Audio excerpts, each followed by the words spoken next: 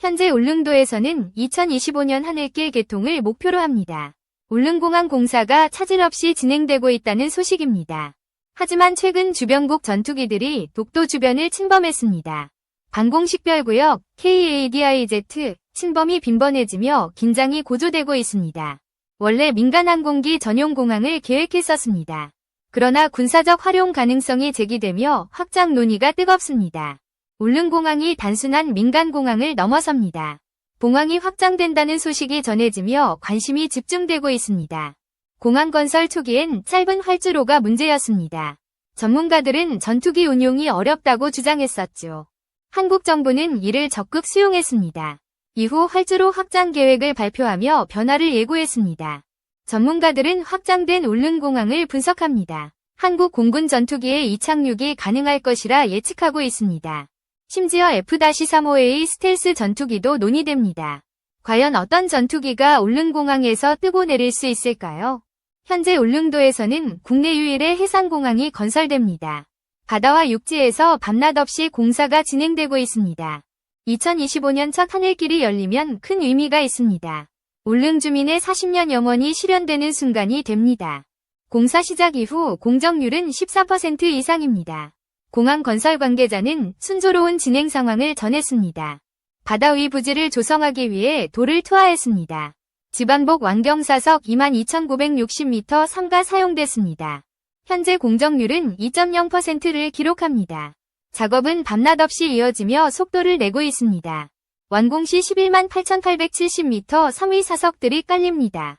하지만 더 확장될 가능성이 제기되며 화제입니다. 최근 국제정세가 급변하고 있습니다. 이 변화가 울릉공항 계획에 반영된 이유입니다. 일본은 독도에 대한 야욕을 드러냅니다. 중국과 러시아 전투기도 KADIZ를 침범하고 있습니다. 주변국의 군사 도발이 계속된다면 문제가 됩니다. 대구 공군기지에서 빠른 대응이 어렵다는 지적입니다. 이에 정부는 울릉공항을 군사기지로 활용합니다. 민간공항에서 군사적 기능까지 확장하려는 움직임입니다. 원래 활주로 길이는 1200m, 폭 36m였습니다. 착륙 안전을 위해 1320m 곱하기 140m 착륙대가 설계됐습니다. 하지만 문제점이 지적되며 계획이 수정됐습니다. 전체 면적의 4.2%가 추가로 확장됐습니다. 기존 계류장은 6대를 수용할 수 있었습니다. 확장 후 최대 11대까지 가능해질 전망입니다. 변경된 활주로 길이와 폭은 미공개입니다. 그러나 계류 대수 증가로 큰 변화가 예상됩니다. 전문가들은 F-35A를 제외한 전투기 운용을 예측합니다. 한국 공군의 대부분 전투기가 가능할 것이라 봅니다. F-35A는 착륙거리가 문제입니다. 이륙 1127m, 착륙 1554m로 1200m 활주로에선 부족합니다. 대신 다른 전투기는 운용 가능성이 높습니다. F-15K는 이륙거리 457m로 여유롭습니다. F-15K의 중무장 이륙거리는 1000m입니다. 1200m 활주로에서 충분히 가능하다는 분석입니다. 하지만 착륙거리가 1280m로 초과됩니다. 80m 부족해 제한적 운용이 필요합니다. 착륙대 1320m를 활용하면 해결됩니다. 안전지대가 F-15K 운용을 지원할 수 있습니다. 활주로가 100m 더 늘어나면 이야기가 달라집니다. F-15K 운용에 지장이 없다고 전문가들은 봅니다. 이 확장 계획은 군사 전문가들의 기대를 모읍니다. 울릉공항의 전략적 중요성이 커지고 있습니다.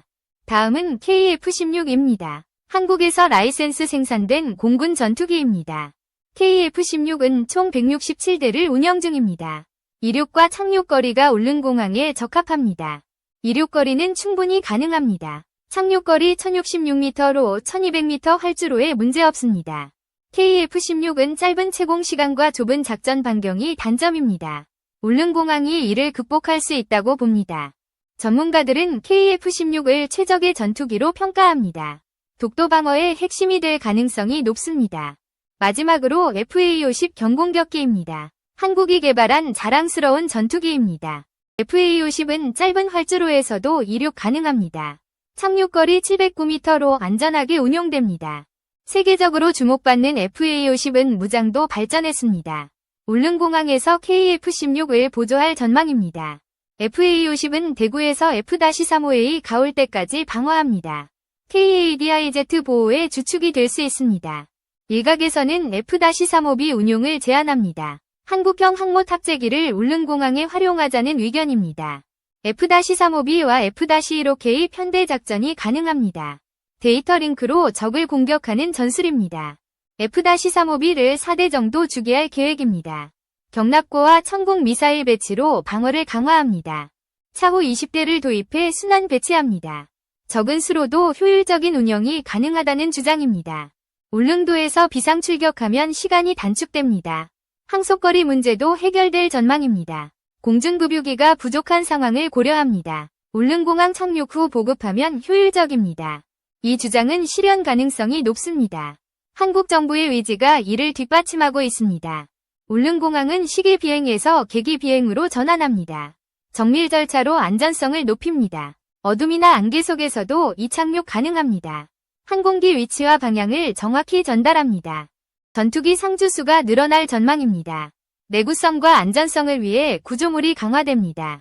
해수 소통굴과 지반을 배치합니다. 염의 내구성을 200년 이상 확보합니다. 한국의 공항 건설 기술은 해외에서도 주목받습니다. 페루 친체로 신공항이 그 사례입니다.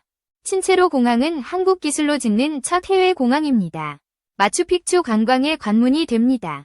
연간 500만 명이 이용할 규모입니다. 페루는 한국의 기술력에 감탄하고 있습니다. 친체로 공항은 고산지대에 건설됩니다. 바다 간척보다 어려운 환경입니다. 고산병이 큰 도전 과제였습니다. 현장 소장은 약으로 버텼다고 전했습니다. 그럼에도 한국인의 집념으로 진행됩니다. 2025년 완공을 목표로 순조롭습니다. 스페인, 캐나다도 못한 성과입니다. 한국의 기술이 전 세계를 놀라게 합니다. 페루는 한국 덕분에 관광이 편리해진다고 했습니다. 군사교류도 제안했습니다. 한국인에게 불가능은 없어 보입니다. 위기 속에서도 해결책을 찾는 힘이 자랑스럽습니다. 울릉공항은 단순한 공항이 아닙니다. 독도와 울릉도를 지키는 전략적 요충지가 될 것입니다. 여러분은 울릉공항 확장에 대해 어떻게 생각하시나요? 댓글로 의견을 나눠주시면 좋겠습니다. 구독도 부탁드립니다.